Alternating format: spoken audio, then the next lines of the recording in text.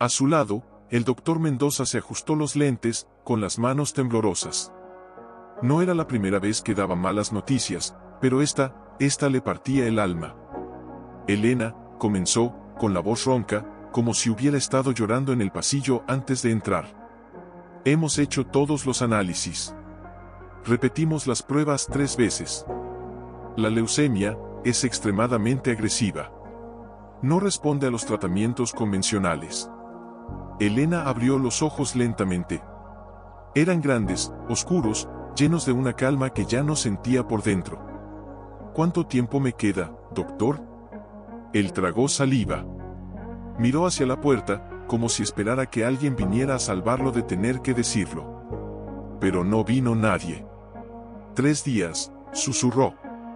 Tal vez menos. Sin un trasplante de médula ósea compatible, no hay forma de detenerla. El aire se detuvo.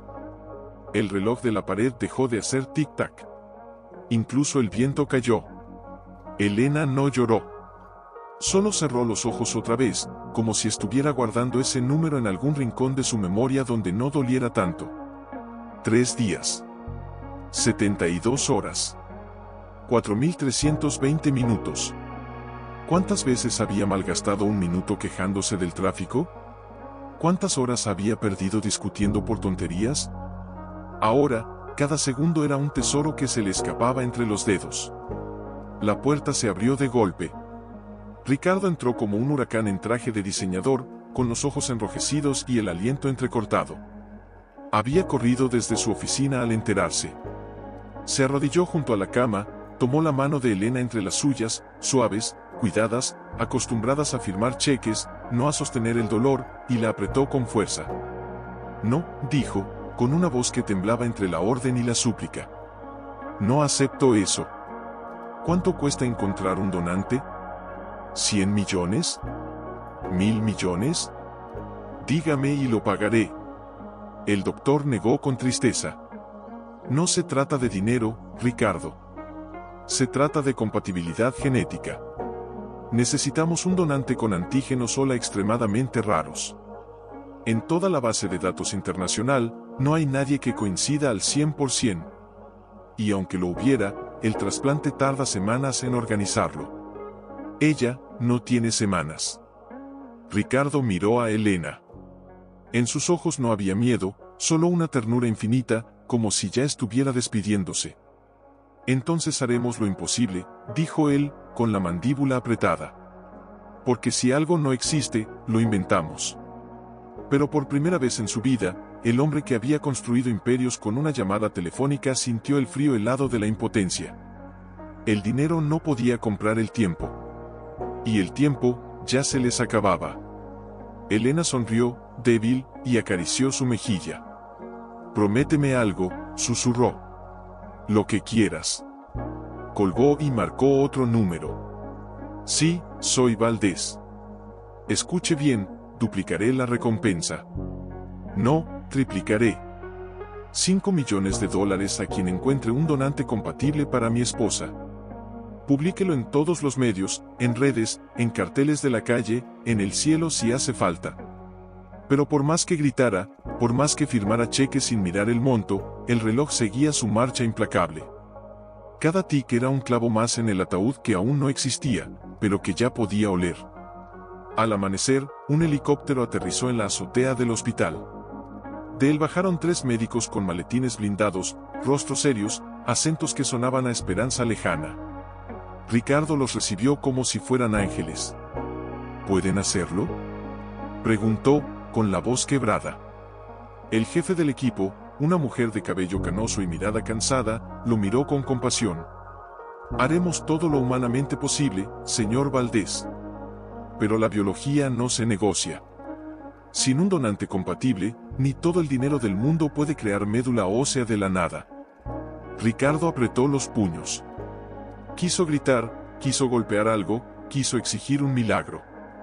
Pero entonces, desde el pasillo, escuchó un sollozo ahogado. Era la enfermera jefe, escondida tras una columna, llorando en silencio. ¿Qué pasa?, exigió. Ella se limpió las lágrimas, avergonzada. Nada, señor. Solo que, su esposa, pidió que no le inyectaran más morfina. Dice que quiere estar despierta hasta el final, para no perderse ni un segundo de lo que le queda. Ricardo sintió como si le arrancaran el corazón con las manos. Corrió a la habitación. Allí estaba Elena, despierta, mirando por la ventana. El sol de la mañana bañaba su rostro, dándole un brillo casi celestial. ¿Por qué?, le preguntó, arrodillándose a su lado. ¿Por qué te haces esto? Ella giró lentamente la cabeza y le sonrió. Porque si duermo, podría soñar que me salvo y despertar para morir. Prefiero estar aquí, contigo. En la verdad. Ricardo enterró el rostro en su mano, incapaz de hablar. Afuera, el mundo seguía girando. Los coches pasaban, la gente iba al trabajo, los niños reían en el parque. Pero dentro de esa habitación, el tiempo se había convertido en arena fina, cayendo sin remedio. Más tarde, en su oficina improvisada en una sala de conferencias del hospital, Ricardo revisaba pantallas llenas de datos genéticos, mapas de donantes, listas de laboratorios. Su asistente entró con una carpeta. Señor, hemos contactado con 47 bancos de médula en 23 países. Ninguno tiene coincidencia. Incluso cruzamos con bases militares, prisiones, registros de nacimientos, nada.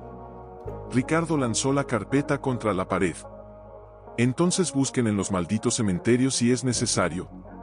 Alguien tiene que tener esa maldita compatibilidad.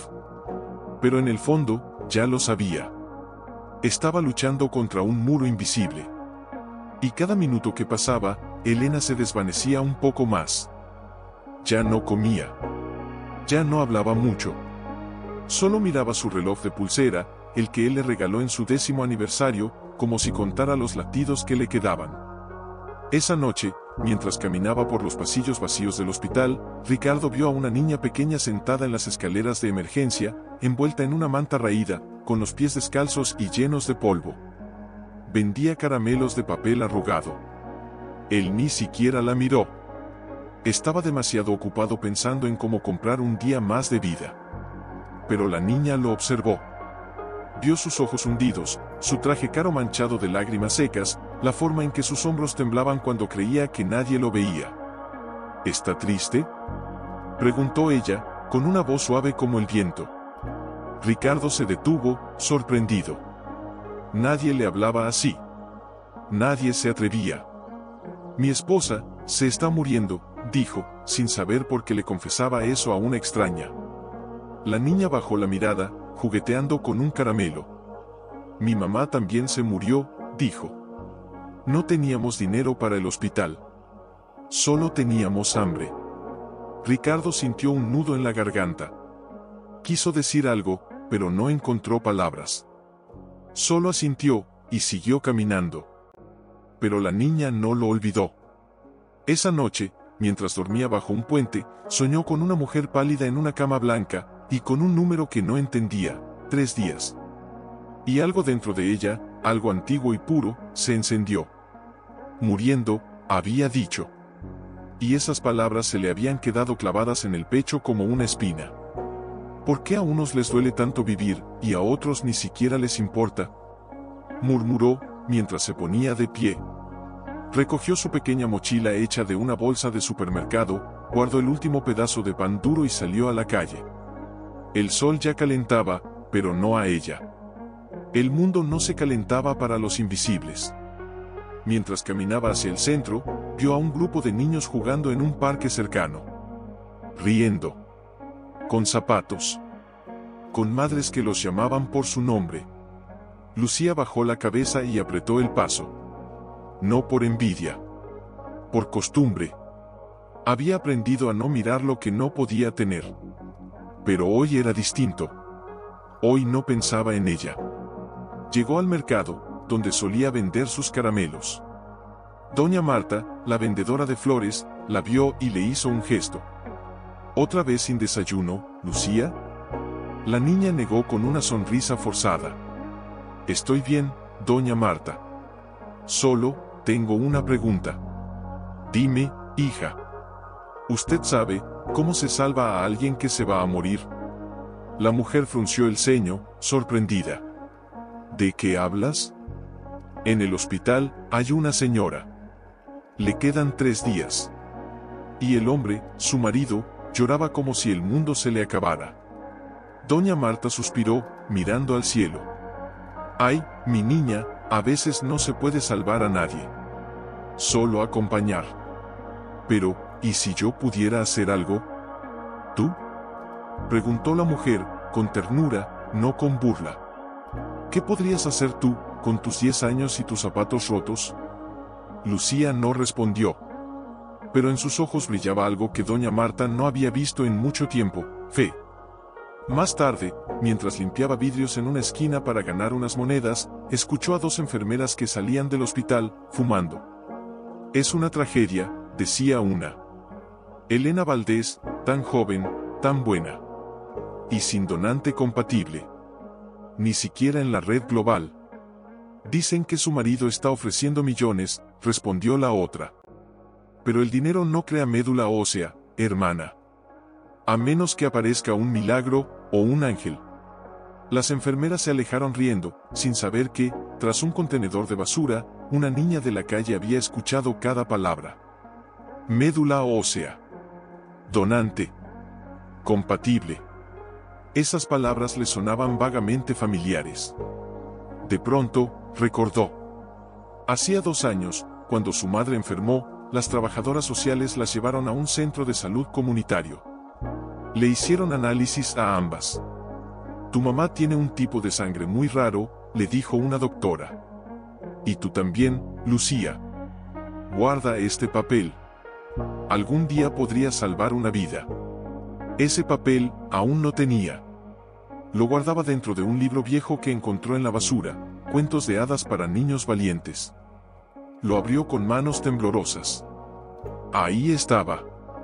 Un informe médico descolorido, con su nombre mal escrito, su fecha de nacimiento, y una línea que decía, Grupo Hola, raro. Posible donante universal en casos extremos. Lucía no entendía del todo qué significaba, pero su corazón latía como si supiera. ¿Y sí? Susurró, mirando hacia el hospital, como si el edificio la llamara. Corrió. Corrió como nunca antes, con los pies descalzos golpeando el asfalto caliente, con el viento arrebatándole las lágrimas que no sabía que derramaba. Llegó a la entrada principal, jadeando, y se acercó a la recepción. Por favor, dijo, con la voz entrecortada. Quiero ayudar a la señora Elena. Creo que puedo ser su donante. La recepcionista la miró de arriba abajo, ropa remendada, pelo enmarañado, uñas sucias. Frunció el ceño. Niña, esto no es un juego. Vete a tu casa. No tengo casa. Gritó Lucía, con los ojos llenos de fuego. Pero tengo esto. Le mostró el papel amarillento. La mujer lo tomó con desgana, lo miró, y se encogió de hombros. Esto no es válido. Necesitas un examen actualizado. Y autorización. Y, bueno, vete, por favor. Estás molestando. Pero ella se va a morir. Gritó Lucía, con la voz quebrándose. ¿Y yo puedo salvarla? Un guardia de seguridad se acercó, enorme, con cara de piedra. Fuera, mocosa. O llamo a la policía. La arrastró por el brazo hasta la calle. Lucía cayó de rodillas en la acera, el papel se le cayó al suelo, y una lágrima gruesa rodó por su mejilla. Pero no era de tristeza. Era de rabia. De impotencia. De amor que no sabía cómo salir. No me importa que no me crean. Dijo en voz baja, recogiendo el papel con dignidad. Yo voy a salvarla. Aunque tenga que caminar sobre vidrios. Y se fue, con la espalda recta, como si llevara una corona invisible. Detrás de una ventana del 3er piso, Ricardo, que había visto todo desde su oficina improvisada, sintió un escalofrío. Algo en esa niña, algo en su mirada, le recordó a Elena. Esa misma luz que no se apaga, ni siquiera en la oscuridad más profunda. ¿Quién es esa niña? Preguntó a su asistente. Una mendiga, señor. Nada importante. pero Ricardo no estaba tan seguro.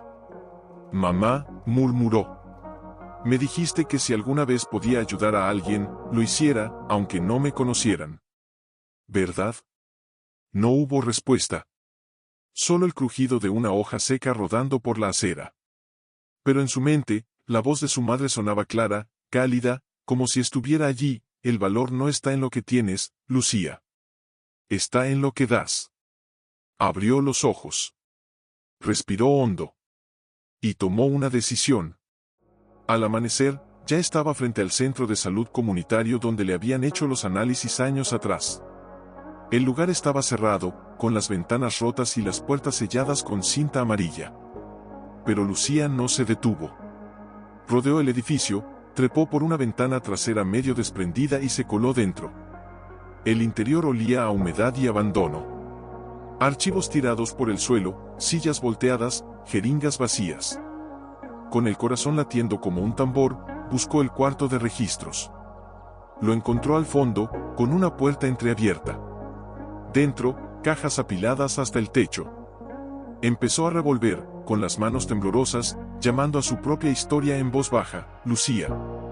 Lucía Méndez, nacida el 12 de marzo. Pasaron minutos. Horas, le pareció. Hasta que, al fondo de una caja mohosa, encontró una carpeta descolorida. Su nombre, escrito a mano. Dentro, el informe completo, tipo sanguíneo, antígenos sola, todo. Y al final, una nota subrayada en rojo, compatibilidad potencial con donantes de perfil extremadamente raro. Guardar en caso de emergencia nacional. Sí. Exclamó, abrazando la carpeta como si fuera un tesoro. Pero su alegría duró poco. Necesitaba un examen nuevo. Y eso costaba dinero. Dinero que no tenía. Salió del edificio con la carpeta escondida bajo la camisa. Caminó por las calles, pensando, hasta que vio un cartel en la ventana de una clínica privada, análisis de compatibilidad $, 350 pesos. Se detuvo. Miró sus manos sucias, sus pies descalzos, el único objeto de valor que le quedaba, el colgante de madera que su madre le había dado antes de morir. Una pequeña estrella, tallada a mano. Lo siento, mamá, susurró, desabrochándolo con los dedos temblorosos. Pero si esto puede salvar a alguien, es lo que tú harías. Fue a la clínica. La recepcionista la miró con desprecio. No atendemos sin cita ni sin pago adelantado. Tengo esto, dijo Lucía, poniendo el colgante sobre el mostrador. Es todo lo que tengo. La mujer lo tomó, lo examinó con indiferencia, y lo dejó caer en un cajón. Está bien. Espera en la sala 3. Horas después, con una vena pinchada y el estómago vacío, Lucía salió de la clínica con un sobre en la mano. Lo abrió con manos temblorosas. Leyó los resultados. Y entonces, sonrió. Una sonrisa tan pura, tan llena de luz, que hasta el sol pareció detenerse para mirarla. Compatibilidad, 98%. Donante potencialmente viable. Corrió. Corrió como si el viento la empujara, como si cada paso acortara la distancia entre la vida y la muerte. Llegó al hospital al atardecer, con el sobre apretado contra su pecho, el pelo pegado a la frente por el sudor, los ojos brillantes de esperanza. Tengo los resultados. Gritó al entrar en recepción. Soy compatible. ¿Puedo salvar a la señora Elena? Pero antes de que pudiera decir más, el mismo guardia de seguridad la agarró del brazo. Otra vez tú. Te dije que no volvieras. Pero esta vez tengo pruebas. Gritó Lucía, forcejeando. Mírenlo. Por favor. Le arrebató el sobre y lo abrió con desdén. Lo hojeó, frunció el ceño, y se lo devolvió con una risa seca. Esto no significa nada, niña. Necesitas autorización legal, consentimiento de tus padres, evaluación psicológica. ¿Sabes cuánto tiempo lleva eso? Días. Y tú, miró hacia la habitación de Elena, no tienes días. Lucía sintió que el mundo se le venía encima. Se desplomó en el suelo, abrazando el sobre como si fuera su último aliento. Pero, ella se muere, sollozó. Y yo puedo ayudarla. Nadie la escuchó. Nadie la vio. Excepto una mujer que pasaba por el pasillo con una cámara colgada del cuello. Periodista del diario local. Se detuvo. Observó a la niña en el suelo, deshecha, con los ojos llenos de una determinación que no encajaba con su edad ni con su condición. Se acercó, se arrodilló. ¿Qué pasa, pequeña? Lucía levantó la mirada, con las lágrimas brillando como estrellas rotas. Quiero salvar a una señora, pero nadie me cree. ¿Por qué harías eso? Porque, tragó saliva, con la voz temblorosa, porque cuando mi mamá murió, nadie la salvó. Y yo no quiero que otra mamá se vaya sin que alguien intente. La periodista sintió un nudo en la garganta. Tomó su libreta. Cuéntame todo. Y mientras Lucía hablaba, con las palabras saliendo como ríos de un corazón roto pero valiente, la mujer grababa. No solo con su grabadora, sino con el alma. Esa noche, mientras Ricardo velaba a Elena, que ya apenas abría los ojos, su teléfono sonó. Era su asistente, con la voz alterada. Señor, hay un video circulando en redes. Una niña dice que es compatible con la señora Valdés. La gente ya la llama el ángel de la calle. Ricardo frunció el ceño. Otra mentira. No tengo tiempo para esto. Pero ya tiene 500.000 de reproducciones. Y el hospital está recibiendo llamadas de todo el país. Ricardo dudó.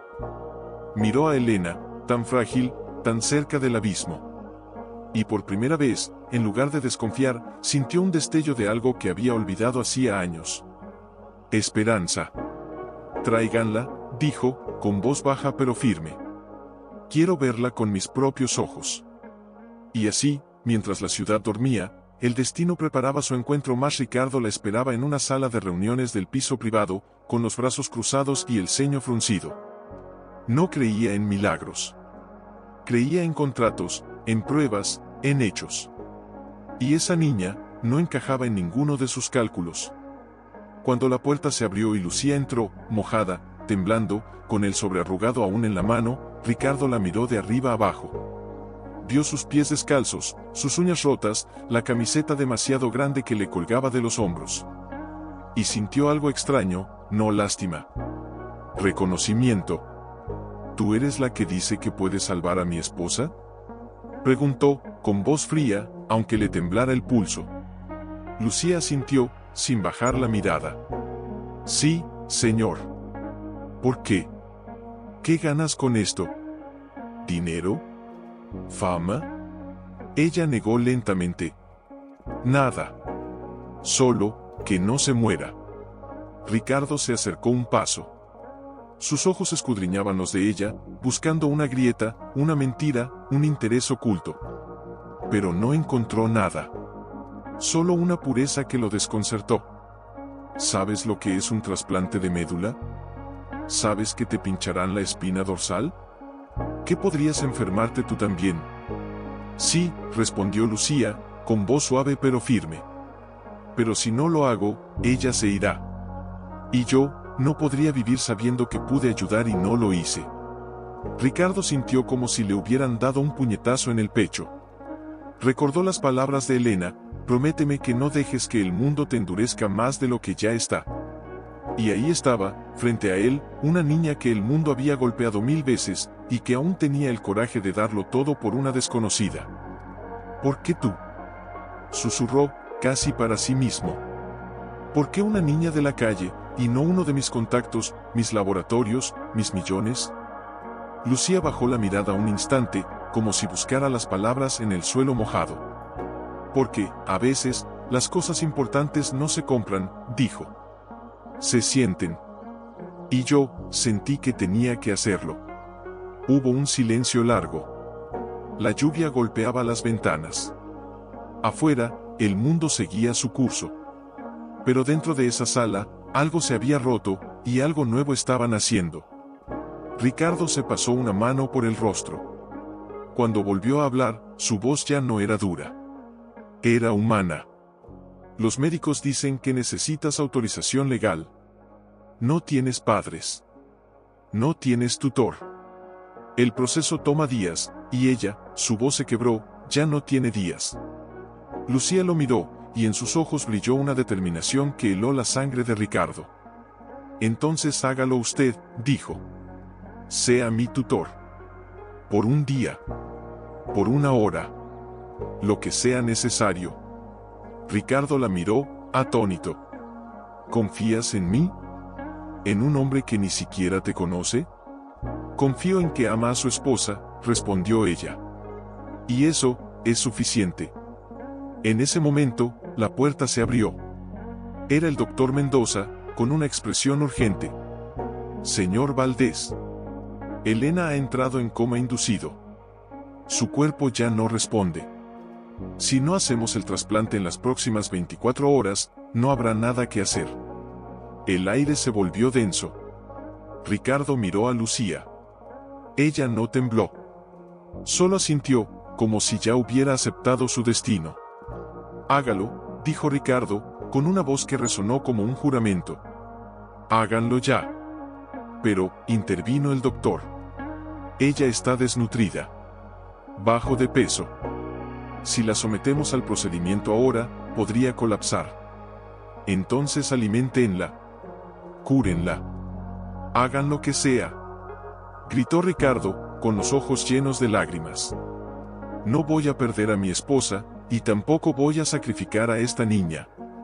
Lucía, en cambio, dio un paso al frente. Doctor, dijo, con calma. No necesito mucho. Solo un poco de sopa. Un poco de fuerza. Mi mamá decía que el corazón fuerte no necesita músculos, solo amor. El doctor la miró, conmovido. Asintió lentamente. Bien. La prepararemos. Pero será arriesgado. Para ambas. Todo lo que vale la pena, lo es, dijo Lucía, con una sonrisa triste. Ricardo se acercó a ella. Se arrodilló, por primera vez en su vida, se arrodilló ante alguien que no tenía poder, ni riqueza, ni nombre, y tomó sus manos pequeñas, ásperas, llenas de cicatrices. Gracias, susurró. No sé quién eres, pero hoy, eres el ángel que necesitábamos. Lucía no respondió.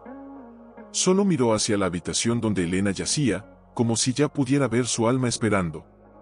Y en ese instante, mientras el reloj marcaba las últimas horas, el hospital entero pareció contener la respiración.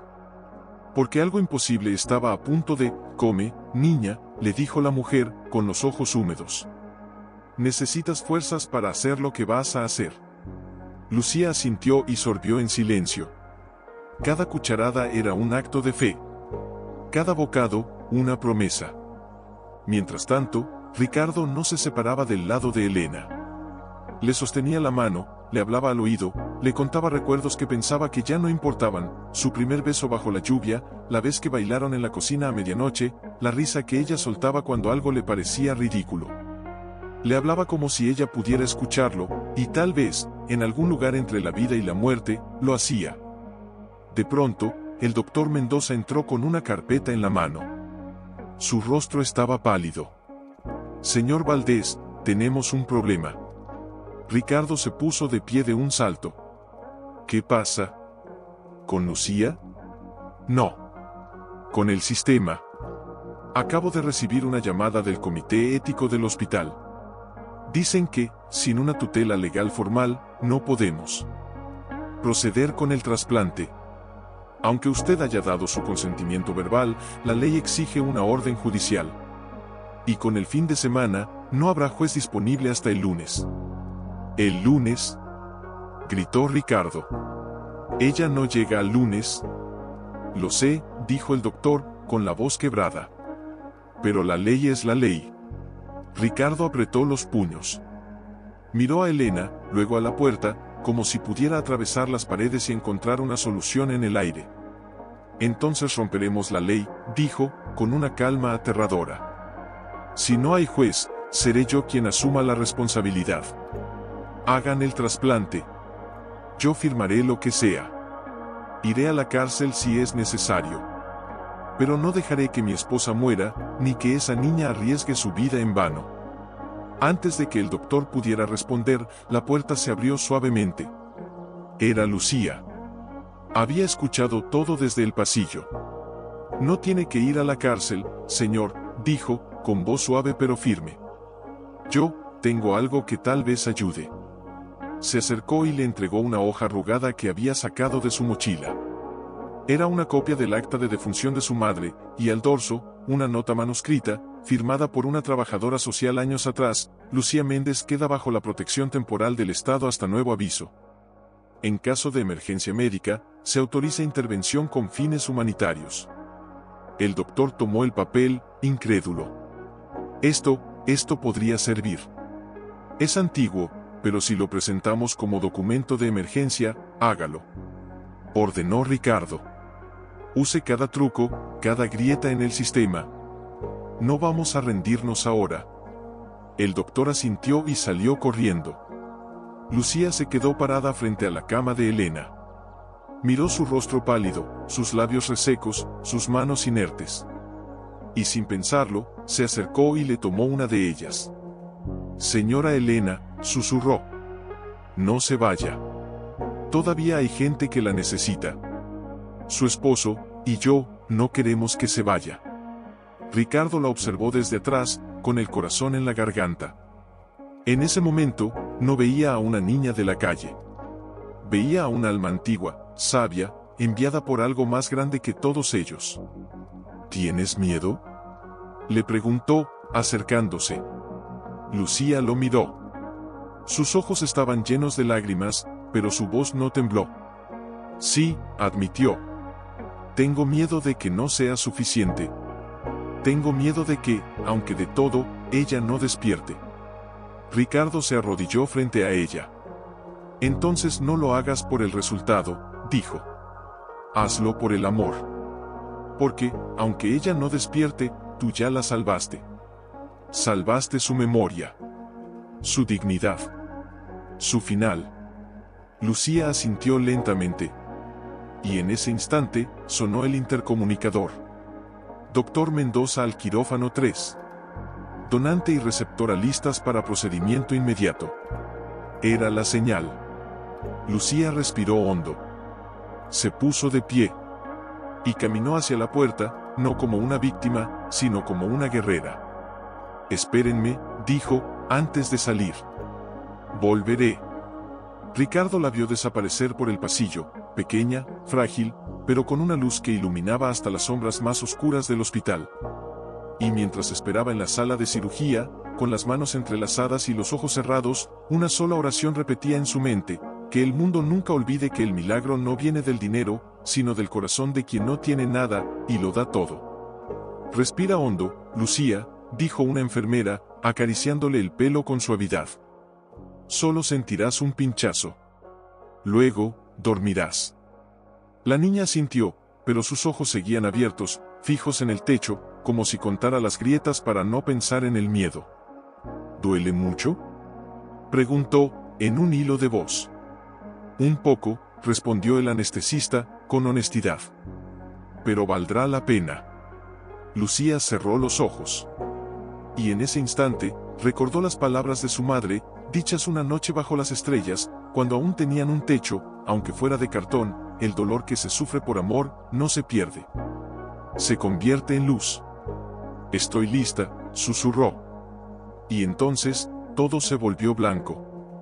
Mientras tanto, en la sala de espera, Ricardo caminaba de un lado a otro como un león enjaulado. Cada minuto era una eternidad. Cada sonido del pasillo lo hacía sobresaltar. Había firmado docenas de papeles, aceptado responsabilidades legales, incluso grabado un video declarando que asumía todas las consecuencias. Pero nada calmaba el temblor en sus manos. De pronto, la puerta se abrió. Era el doctor Mendoza, con el rostro tenso. Señor Valdés, tenemos un problema. Ricardo sintió que el suelo se desvanecía. ¿Lucía? ¿Elena? Ambas. El procedimiento ha comenzado, pero Lucía sufrió un episodio de hipotensión severa. Está desnutrida, su cuerpo no está preparado para esto. Los signos vitales están bajos. Deténganlo. gritó Ricardo. ¡Salven a la niña! El doctor lo miró, con los ojos llenos de conflicto. Si paramos ahora, Elena no sobrevivirá. Pero si continuamos, Lucía podría no despertar. Ricardo se llevó las manos a la cabeza. El mundo se le venía encima. ¿Cómo elegir entre dos vidas? ¿Entre la mujer que amaba y la niña que lo había salvado a él, aunque no lo supiera? No, murmuró.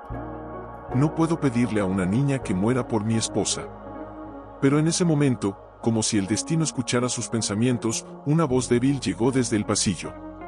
Era Lucía, apenas consciente, sostenida por dos enfermeras que la habían traído de emergencia a la sala de recuperación cercana. No, paren, dijo, con los labios resecos, la voz casi inaudible. Sigan, por favor. Ricardo corrió a su lado. Se arrodilló junto a la camilla. Lucía, no tienes que hacer esto. Ya hiciste más de lo que nadie esperaba. Ella abrió los ojos. Estaban cansados, pero brillaban con una determinación que partía el alma. Mi mamá, me dijo, que si alguna vez podía dar algo, que lo diera sin miedo. Tosió débilmente. Hoy, puedo dar vida. ¿Cómo no voy a darla? Ricardo sintió las lágrimas desbordarse. Tomó su mano pequeña, fría, y la apretó con fuerza. Eres la persona más valiente que he conocido, dijo, con la voz quebrada. Dígale a la señora Elena, susurró Lucía, con los ojos ya cerrándose, que no estaba sola. Y con esas palabras, se desvaneció de nuevo. El doctor Mendoza miró a Ricardo, esperando una orden. Continúen, dijo Ricardo, con una voz que nacía del fondo de su ser. Pero cuiden de ella como si fuera mi hija. Porque, lo es. Los médicos asintieron y regresaron al quirófano. Las horas siguientes fueron un infierno de silencio y monitores. Ricardo se sentó en una silla, con la cabeza entre las manos, rezando a un Dios en el que nunca había creído, pero al que hoy suplicaba con todo su ser. De pronto, una enfermera salió del quirófano. Sonreía. El trasplante fue un éxito, dijo. La médula de Lucía ya está en el cuerpo de Elena. Ahora, solo queda esperar. Ricardo respiró por primera vez en días. Pero su alivio duró poco. ¿Y Lucía? La enfermera bajó la mirada. Está estable, por ahora. Pero necesita cuidados intensivos. Su cuerpo está agotado. Ricardo asintió. Se puso de pie, con una nueva determinación en los ojos. Entonces, a partir de hoy, todo lo que tengo, es de ella también. Pero Lucía no despertaba. Yacía en la cama de cuidados intensivos, conectada a sueros, con parches en el pecho y una máscara de oxígeno cubriendo su rostro pequeño. Ricardo no se separaba de su lado. Había ordenado que le instalaran una silla reclinable junto a su cama, y allí dormía, comía, rezaba. A veces, le hablaba en voz baja, contándole historias de su infancia, de los viajes que harían juntos, de los helados que probaría por primera vez.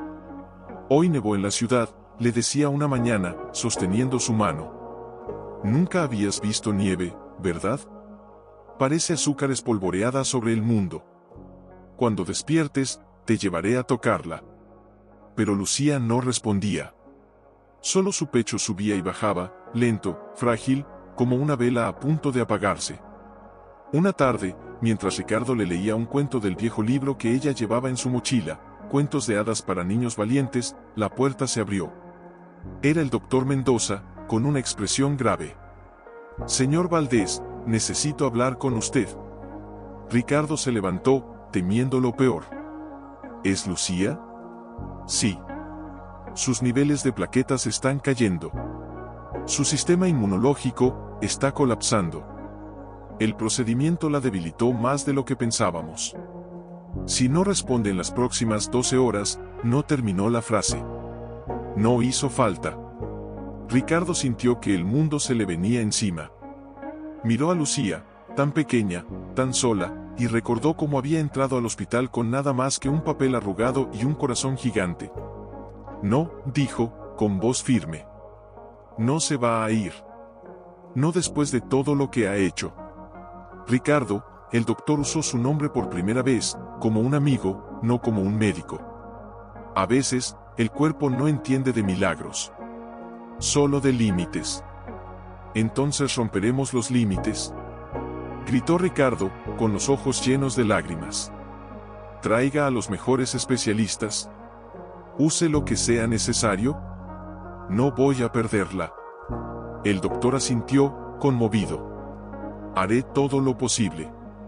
Pero, hay algo más. Hizo una pausa, como si le costara decirlo. Elena ha mostrado señales de despertar. Sus ondas cerebrales están más activas. Podría abrir los ojos en cualquier momento. Ricardo se quedó helado.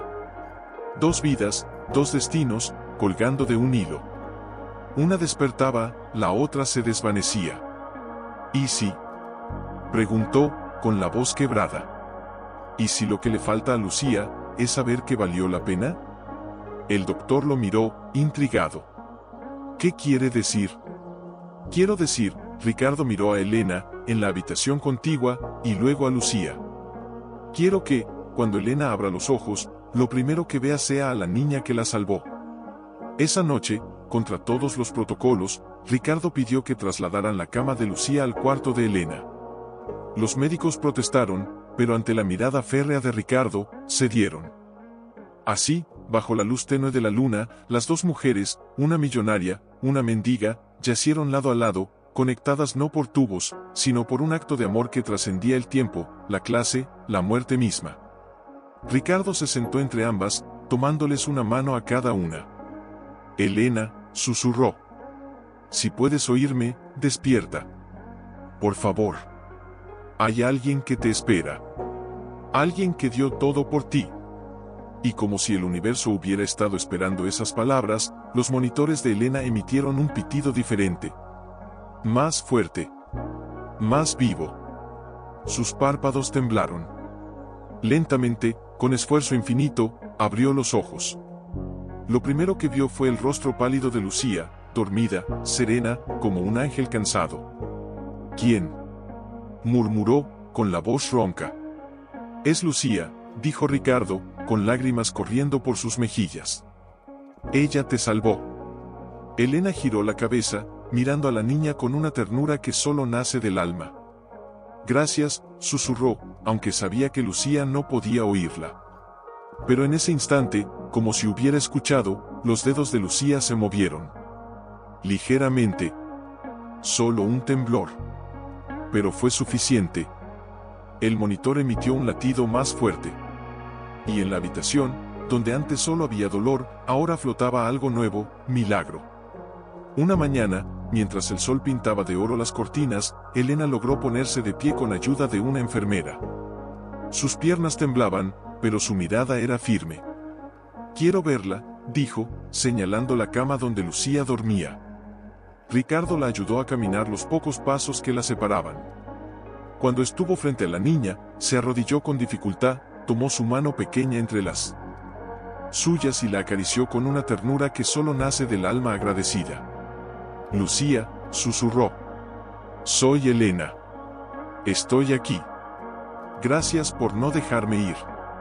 Nada. Solo el suave ritmo de su respiración. Pero Ricardo notó algo. Cada vez que Elena hablaba, los latidos de Lucía en el monitor se aceleraban ligeramente. Como si, en lo más profundo, la escuchara. Háblale más, le dijo a Elena. Cuéntale quién eres. Cuéntale que la esperamos. Y así lo hizo. Le habló de su infancia en una casa llena de libros, de sus sueños rotos, de cómo había olvidado lo que era dar sin esperar nada a cambio, hasta que Lucía apareció. Tú me recordaste que el mundo aún tiene bondad, dijo Elena, con la voz temblorosa. Y si tú te vas, me llevarás un pedazo de mi alma contigo. Esa noche, mientras la ciudad dormía, Ricardo se quedó solo en la habitación, leyendo en voz baja el cuento favorito de Lucía, la niña que sembró estrellas. Decía que, en tiempos muy antiguos, una niña pobre recogía trozos de cielo caído y los plantaba en la tierra seca. Nadie creía en ella. Pero un día, del suelo brotaron flores que brillaban en la oscuridad. Eres tú, Lucía, murmuró Ricardo, acariciando su cabello. Tú sembraste una estrella en medio de nuestra oscuridad. De pronto, los monitores emitieron un pitido distinto. Más rápido. Más fuerte. Lucía movió los labios. Mamá, susurró. Ricardo contuvo la respiración. No, Lucía, soy yo. Ricardo. Estoy aquí. Ella frunció el ceño, como si luchara contra una niebla espesa. Sus párpados temblaron. Y entonces, con un esfuerzo que pareció sacar de lo más profundo de su ser, abrió los ojos. Eran grandes, oscuros, llenos de confusión, y luego, de reconocimiento. «¿La señora?», preguntó, con una voz apenas audible. Ricardo no pudo contener el llanto. «Sí, Lucía. Ella está bien. Gracias a ti». En ese momento, Elena, que había despertado al oír las voces, se acercó lentamente, apoyada en su andador. Cuando Lucía la vio, una sonrisa débil, pero real, iluminó su rostro. «No se fue», dijo, con alivio. «No», respondió Elena, inclinándose para abrazarla con cuidado. «Porque tú no me dejaste». Las lágrimas de las tres almas en esa habitación se mezclaron en silencio. No eran lágrimas de tristeza, ni siquiera de alegría. Eran lágrimas de redención. Pero el alivio duró poco. Al día siguiente, mientras los médicos celebraban la recuperación de ambas, un hombre de traje oscuro entró al hospital. Era un abogado del Estado. Traía documentos. «Señor Valdés», dijo, con voz fría. «Hemos recibido una denuncia anónima. Alegan que usted retiene ilegalmente a una menor bajo su custodia sin autorización judicial válida. Debemos llevar a Lucía a un albergue estatal mientras se resuelve el caso». Ricardo sintió que el suelo se abría bajo sus pies. «Ella casi muere por salvar a mi esposa. ¿Y ahora la van a arrancar de aquí?». «Las leyes son claras», respondió el hombre, sin emoción. «Hasta que haya una tutela formal, ella no puede permanecer bajo su techo». Elena, desde su cama, intervino con una voz débil pero firme: «Entonces hagamos que la tutela sea formal. Hoy. Ahora». «El proceso toma semanas», dijo el abogado. «¿No tenemos semanas?», gritó Ricardo. «Casi la perdemos una vez. ¿Creen que voy a permitir que la pierda de nuevo por papeles?». Lucía, desde su cama, los miraba con ojos asustados. No entendía las palabras, pero sí el miedo. El miedo de volver a la calle. De ser invisible otra vez. «No quiero irme», susurró, aferrándose a las sábanas. Ricardo se acercó, se arrodilló y le tomó las manos. «Escúchame, Lucía», dijo, con los ojos llenos de promesa. «No te dejaré ir. Nunca. Aunque tenga que quemar todos los papeles del mundo». Y en ese instante, mientras el abogado anotaba en su libreta y los monitores seguían su ritmo constante, una decisión se forjó en el corazón de Ricardo. «No, tienen que contarlo», le dijo a su editor, con los ojos brillantes. «No es solo una historia de milagro. Es una historia de justicia». Y así, mientras Ricardo luchaba contra papeles y abogados en una oficina improvisada dentro del hospital, la periodista entró en la habitación de Lucía y Elena. Encontró a las dos sentadas juntas en la cama, compartiendo una manzana cortada en trozos pequeños. Lucía reía por primera vez desde que despertara, con la cabeza apoyada en el hombro de Elena como si siempre hubieran sido madre e hija. «¿Puedo grabarles un momento?», preguntó la mujer, con suavidad. Lucía asintió, tímida. Elena le acarició el cabello. «Solo si prometes que la gente entienda que ella no es una niña rescatada. Es una heroína». La cámara se encendió. «Lucía», preguntó la periodista, sentándose frente a ella. «¿Por qué decidiste ayudar a una señora que ni conocías?». La niña bajó la mirada un instante, jugueteando con el borde de la sábana. Luego levantó los ojos, claros, sinceros. «Porque, cuando mi mamá murió, nadie la ayudó. Y yo no quería que otra mamá se fuera sin que alguien intentara». Hizo una pausa, y añadió, con voz temblorosa: «A veces, Salvar a alguien es la única forma de salvarse a uno mismo. Las palabras cayeron como piedras en un lago silencioso. La periodista sintió un nudo en la garganta. Elena apretó la mano de Lucía.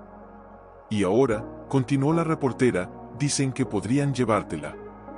¿Qué sientes? Elena no respondió de inmediato. Miró a Lucía, como si cada rasgo de su rostro fuera un tesoro. Siento que el sistema está ciego, dijo, con calma, pero con fuego en la voz. Ve papeles, no corazones. Ve una niña sin apellido, no a la niña que dio su médula, su sangre, su infancia, por una desconocida. Si se la llevan, no solo me rompen el corazón a mí. Le dicen al mundo entero que el amor no cuenta si no viene con un certificado. La grabación se emitió esa misma noche. Al principio, fue un segmento breve. Pero las redes lo devoraron. En pocas horas, Almohadilla Lucía no se va se volvió tendencia. Madres, doctores, maestros, hasta niños de escuela primaria salieron a las calles con carteles, déjenla quedarse, el amor no necesita papeles, Lucía es de todos. En el hospital, Ricardo vio las noticias con los ojos llenos de asombro. Nunca había creído en el poder de la gente. Solo en el poder del dinero. Pero ahora, miles de voces anónimas defendían a una niña que no les debía nada. ¿Ves? Le dijo Elena, desde la puerta. No estás solo. Él asintió, con la voz atrapada en la garganta. Pero el juez, el trámite, aún no hay tutela.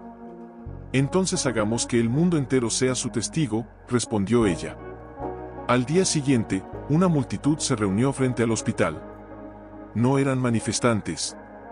Eran ciudadanos comunes, la vendedora de flores, el dueño del puesto de periódicos, la enfermera jubilada, el taxista que una vez le dio un aventón a Lucía. Todos con una carta en la mano. Cartas escritas a mano, con tinta corrida por la lluvia, con letras torcidas de quien no escribe seguido, pero llenas de verdad. Queremos ser sus testigos, dijo doña Marta, la florista, entregándole un fajo de cartas a Ricardo. Que el juez sepa que esta niña ya tiene familia. La que el corazón le dio. Ricardo las tomó, una por una, y las leyó en silencio. Cada una era un grito de amor. Cada una prueba de que Lucía ya no era invisible. Esa tarde, el juez llamó. Había visto las noticias. Había leído las cartas. Y había tomado una decisión inusual. Señor Valdés, dijo por teléfono. Mañana a las 10, en mi despacho. Traiga a la niña. Y a su esposa. Vamos a resolver esto, con el corazón abierto. Ricardo colgó. Miró a Lucía, que jugaba con un rompecabezas en la cama, y sonrió por primera vez en semanas. Mañana, pequeña, dijo, el mundo entero sabrá que perteneces aquí.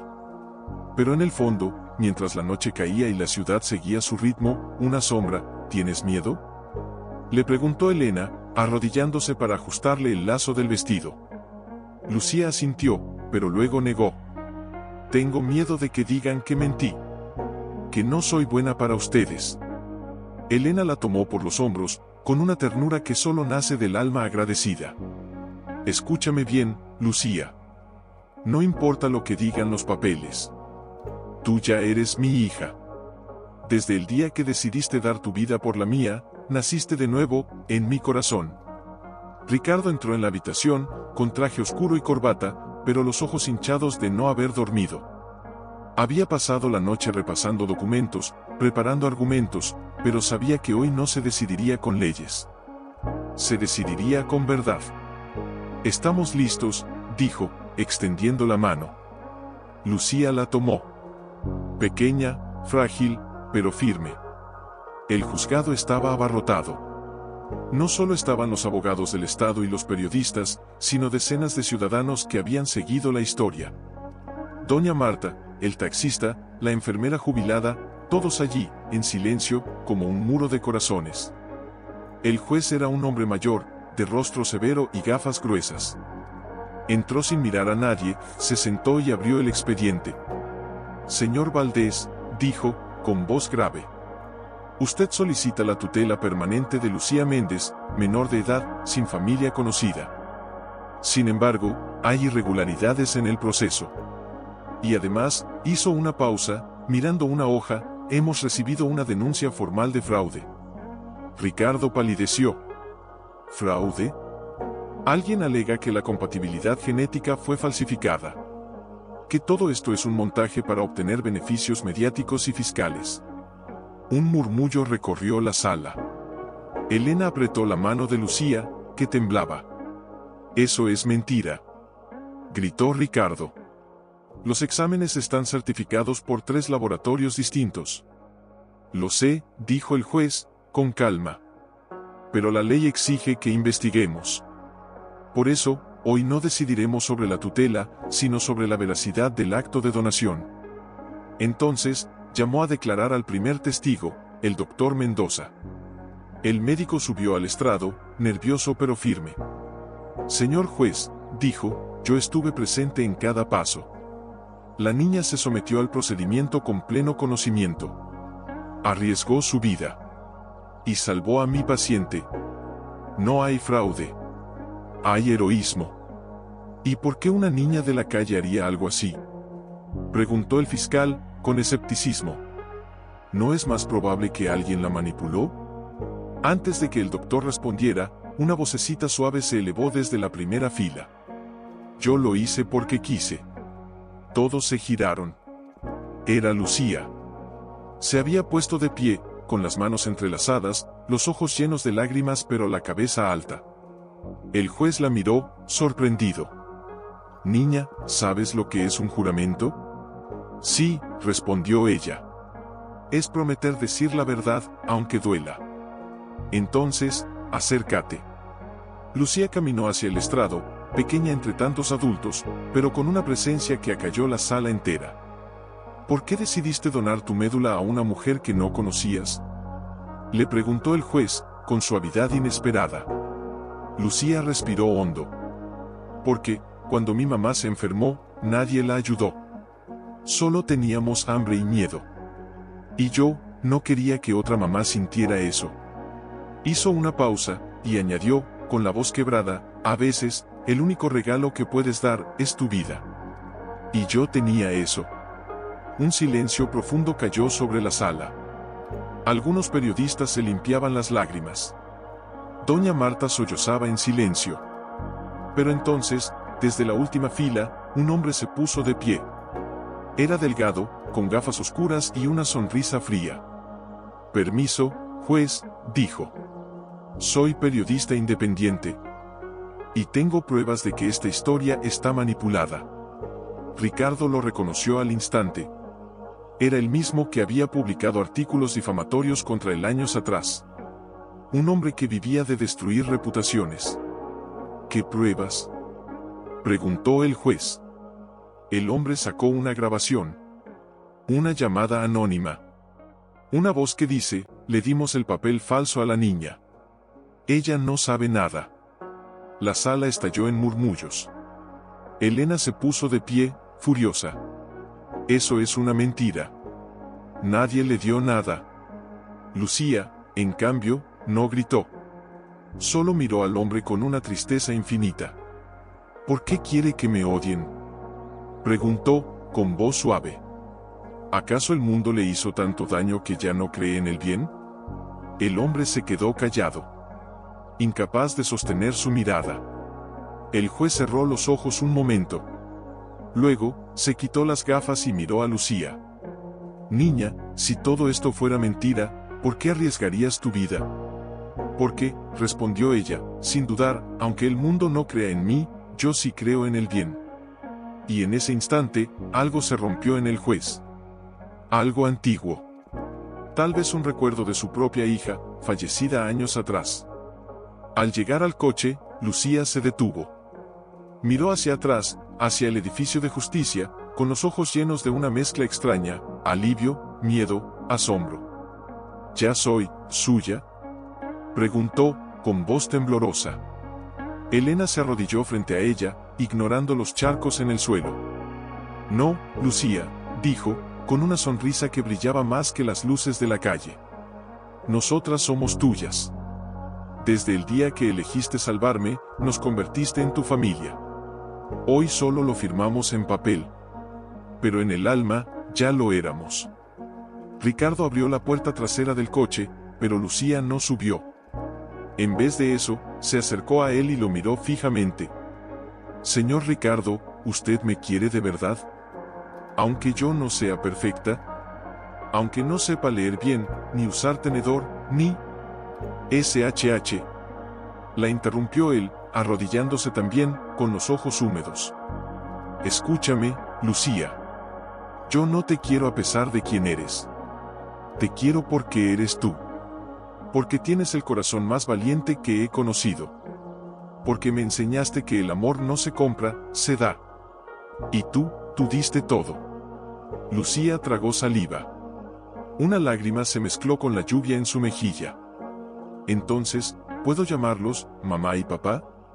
Elena rompió en llanto. Ricardo la abrazó a ella y a Lucía al mismo tiempo, formando un círculo pequeño bajo la lluvia, como si el mundo entero cupiera en ese abrazo. Sí, hija, susurró Elena. Puedes llamarnos así, 1000 veces al día. Subieron al coche. Mientras Ricardo conducía, Lucía miraba por la ventana, viendo cómo las luces de la ciudad se reflejaban en los charcos. Todo le parecía diferente ahora. No era solo que tenía un hogar. Era que, por primera vez, pertenecía. Pero en medio de la alegría, una sombra seguía acechando. Al día siguiente, mientras desayunaban en el hospital, Elena aún necesitaba controles diarios. Una enfermera entró con una expresión extraña. Señora Valdés, hay una llamada para usted. De un número privado. Elena frunció el ceño, pero contestó. ¿Hola? Al otro lado, una voz distorsionada, fría, susurró, no creas que esto ha terminado. Esa niña no es lo que parece. Y tú, no mereces lo que te dio. La llamada se cortó. Elena palideció. Ricardo, al ver su rostro, supo que algo andaba mal. ¿Qué fue? Alguien dice que Lucía no es quien creemos. Es mentira. Gritó Lucía, que había escuchado. Yo no miento. Lo sé, cariño, dijo Ricardo, abrazándola. Pero hay personas a las que les duele ver que el bien gana. Y harán lo que sea para destruirlo. Esa tarde, mientras Lucía dormía una siesta en la habitación, Ricardo llamó a un viejo amigo, un exagente de inteligencia, ahora retirado. Necesito que investigues quién está detrás de esas amenazas, dijo. No voy a permitir que nadie le haga daño a mi hija. El hombre asintió. Ya tengo una pista. El periodista que habló en el juicio, tiene conexiones con un grupo que se dedica a desacreditar actos de caridad. Dicen que es manipulación emocional. Pero en realidad, es envidia pura. Mientras tanto, en la habitación, Elena acariciaba el cabello de Lucía, que dormía con el libro de cuentos abrazado al pecho. No tengas miedo, le susurró, aunque sabía que no la oía. Nadie te separará de mí. Ni siquiera la oscuridad. Pero esa noche, cuando la ciudad se durmió, un sobreanónimo apareció en la recepción del hospital. Dentro, una foto antigua, Lucía, de más pequeña, con una mujer que no era su madre. Y una nota escrita a mano, ella ya tuvo una familia. Y los traicionó. Ricardo la encontró al amanecer. La miró, incrédulo. ¿Quién era esa mujer? ¿Y por qué alguien quería destruir lo que acababan de construir con tanto dolor y amor? Miró hacia la habitación donde Lucía dormía, tranquila, ajena a la tormenta que se avecinaba. Y supo que esta batalla no había terminado. Porque a veces, cuando el milagro ocurre, los demonios del pasado salen de las sombras para recordarte. Elena, al despertar, vio la expresión en su rostro. ¿Qué pasa?, preguntó, incorporándose con esfuerzo. Ricardo dudó. No quería asustarla. Pero tampoco podía mentirle. Alguien está intentando destruirnos, dijo, mostrándole la foto. Afirman que Lucía no es quien dice ser. Elena tomó la imagen entre sus manos temblorosas. Miró a la niña en la foto, más pequeña, con el pelo más corto, abrazada a una mujer de rostro cansado pero amable. No había maldad en sus ojos. Solo tristeza. Esto no prueba nada, dijo Elena, con firmeza. Podría ser cualquier mujer. Una vecina. Una trabajadora social. Incluso, su tía. Pero, ¿y si no lo es? Insistió Ricardo, con la voz rota. ¿Y si alguien la usó? ¿Y si todo esto fue una trampa? En ese momento, Lucía entró en la habitación, frotándose los ojos, con su pijama demasiado grande. ¿Trampa?, preguntó, con voz somnolienta. ¿De qué trampa hablan? Ricardo se tensó. No quería que ella escuchara eso. Pero ya era tarde. Elena la llamó con suavidad. Ven, cariño. Siéntate. Lucía se acercó, insegura. Al ver la foto en manos de Elena, palideció. ¿Dónde consiguieron eso? Alguien la dejó anoche, dijo Ricardo, observándola con atención. ¿Quién es esa mujer, Lucía? La niña bajó la mirada. Sus manos temblaban. Es la señora Clara, susurró. Me cuidó un tiempo, después de que mi mamá murió. ¿Y por qué no nos lo dijiste?, preguntó Ricardo, sin acusar, solo buscando entender. Porque las lágrimas comenzaron a rodar por sus mejillas, porque un día vinieron hombres. Dijeron que ella había robado algo. Se la llevaron. Y a mí, me dejaron sola otra vez. Pensé que, si contaba eso, ustedes pensarían que soy mala suerte. Que traigo problemas. Elena la abrazó al instante. Nunca. Dijo, con la voz quebrada. Tú no traes problemas, Lucía. Traes luz. Aunque el mundo te haya hecho daño, tú eliges sanar a otros. Eso no es mala suerte. Es santidad. Pero Ricardo no estaba convencido del todo. No por desconfianza, sino por miedo. Miedo a que, después de todo, alguien le arrebatara lo que más amaba. Esa tarde, su amigo exagente lo llamó. Encontré algo, dijo, con voz grave. La señora Clara fue acusada falsamente de fraude hace 3 años. Era una activista que ayudaba a niños de la calle. La encarcelaron por denuncias anónimas, del mismo círculo del periodista que te atacó en el juicio. ¿Por qué harían eso? Porque Clara descubrió algo, un laboratorio ilegal que traficaba con médulas óseas. Usaban a niños huérfanos como donantes forzados. Ella intentó exponerlos, y la silenciaron. Ricardo sintió un escalofrío. ¿Y Lucía? Ella estuvo en ese centro por unas semanas. Pero escapó antes de que la usaran. Por eso la señora Clara la protegía. Por eso la persiguen. De pronto, todo cobró sentido. No era que Lucía fuera una mentira. Era que su verdad era peligrosa. Corrió al hospital. Encontró a Lucía en el jardín trasero, sentada en un banco, mirando las nubes. ¿Sabías que estabas en peligro?, le preguntó, arrodillándose frente a ella. Ella sintió, con los ojos llenos de lágrimas. Por eso no quería hablar de la señora Clara. Tenía miedo, de que también los lastimaran a ustedes. Ricardo la abrazó con fuerza. Escúchame bien, Lucía. A partir de hoy, a ellos soy tu peligro. Nadie te tocará. Ni los hombres malos. Ni las mentiras. Ni el pasado. Porque ahora tienes a alguien que dará su vida por ti, como tú la diste por nosotros. Esa noche, mientras la ciudad dormía, Ricardo contrató seguridad privada. Una tarde, mientras Lucía dibujaba en la mesa del comedor un sol con ojos, una casa con 3 figuras de la mano, Elena entró con una carta en la mano. Su rostro estaba pálido.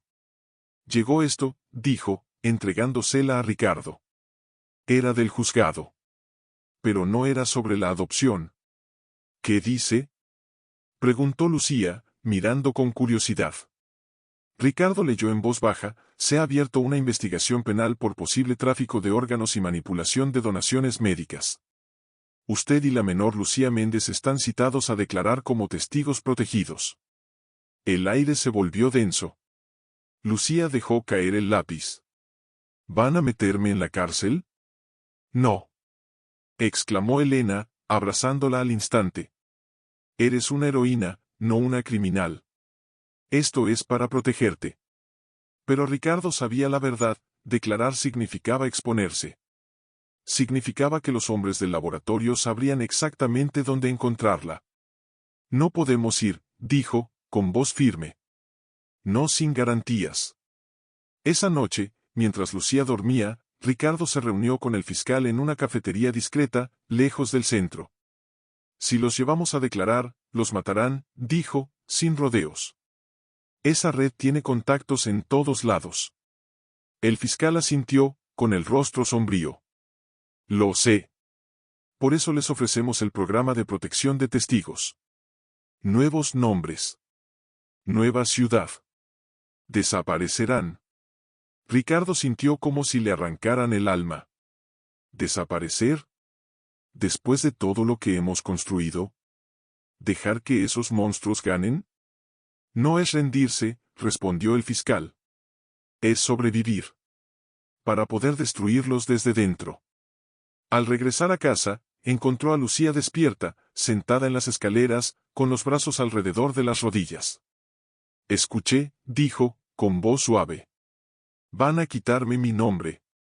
Ricardo se sentó a su lado. No te quitarán quién eres. Solo, te darán un escudo. Pero, ¿y mis amigos del mercado? ¿Y doña Marta? ¿Y el libro de cuentos? ¿Y mi estrella?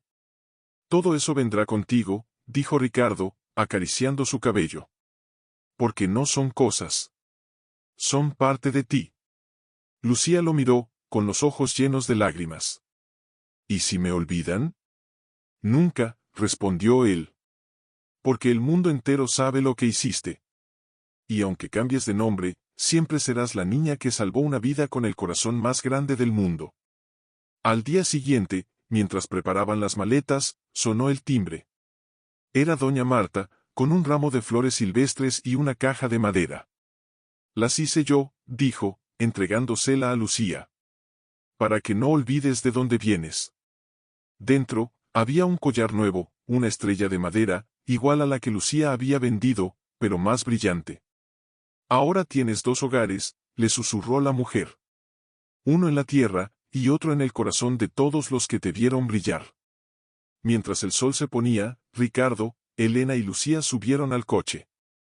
Miraron por última vez la casa, las calles, el parque donde Lucía había vendido sus primeros caramelos. ¿Tienes miedo? Preguntó Elena, tomando su mano. Lucía asintió. Luego negó. Tengo miedo, pero también tengo ustedes. Y eso es más fuerte. El motor arrancó. Las luces traseras se perdieron en la noche.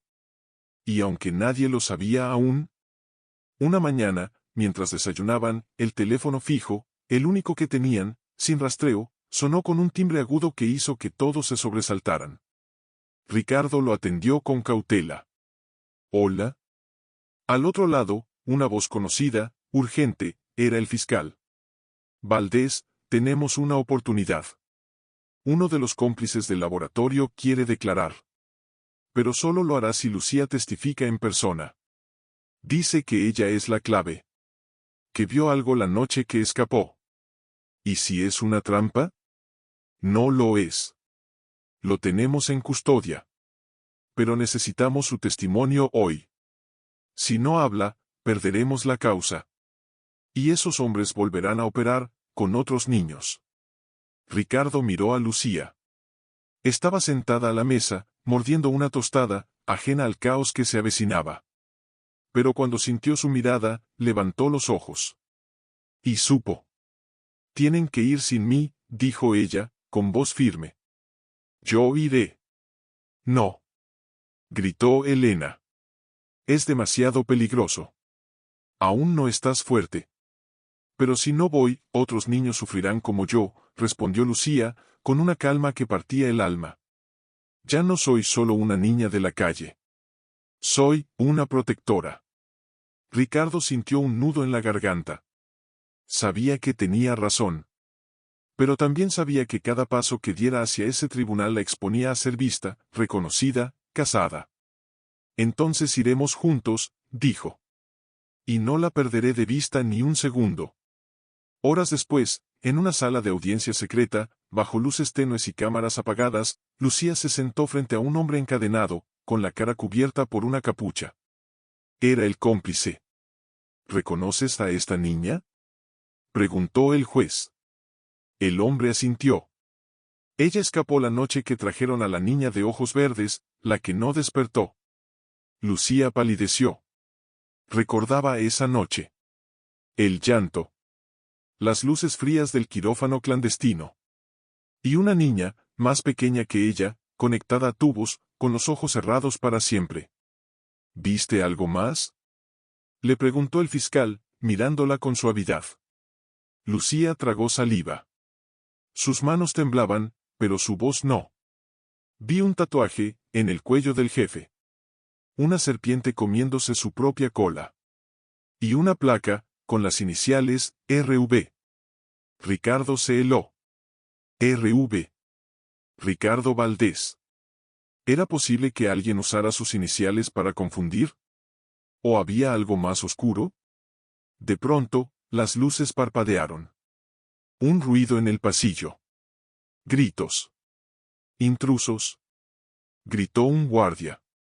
La puerta se abrió de golpe. 3 hombres con pasamontañas irrumpieron, armas en mano. «¡La niña!», gritó uno. «Mátala antes de que hable». El caos estalló. Ricardo empujó a Lucía bajo la mesa. Elena gritó. Los guardias dispararon. El cómplice cayó, herido. «¡Corre, Lucía!», gritó Ricardo, cubriéndola con su cuerpo. Pero ella no corrió. En medio del humo y los gritos, se levantó, con los ojos llenos de fuego. «No me esconderé más», gritó. «Ustedes no ganarán». Uno de los atacantes se acercó, apuntándole. Pero antes de que apretara el gatillo, una bala lo derribó.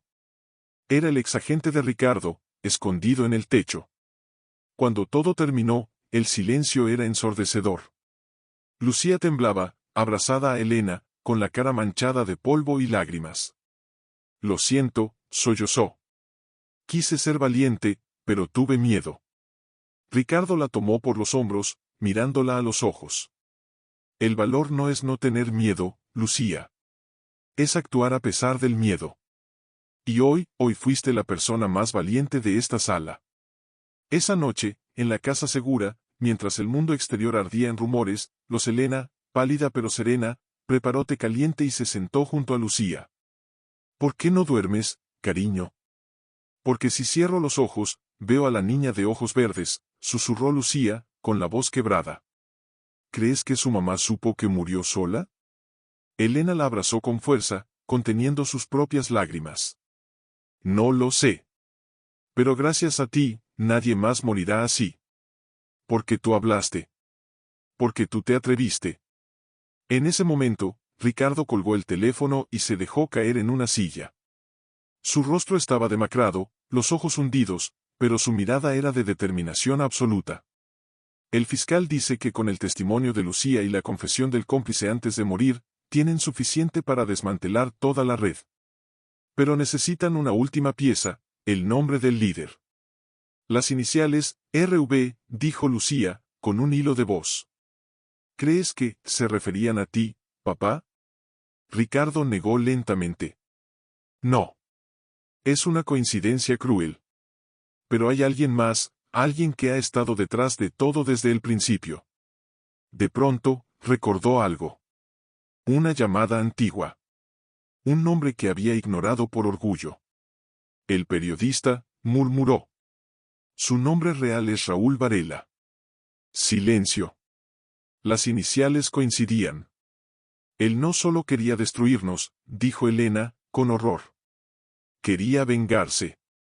Porque tú lo expulsaste de tu empresa años atrás, por corrupción». Ricardo asintió, con el corazón en la garganta. «Y usó a Lucía, como arma». Lucía bajó la mirada. Una lágrima cayó en su regazo. Entonces, ¿todo lo que hice fue parte de su plan? No, exclamó Ricardo, arrodillándose frente a ella. Tú fuiste la chispa que lo destruyó. Él contaba con que nadie creería en una niña de la calle. Pero tú hiciste que el mundo entero te mirara. Y en ese momento, perdió.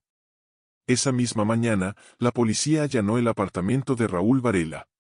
Lo encontraron con pasaportes falsos, armas, y un diario lleno de nombres de víctimas. Entre ellos, el de la señora Clara, y el de Lucía, marcado con una estrella roja, objetivo final. Silenciarla antes del juicio. Pero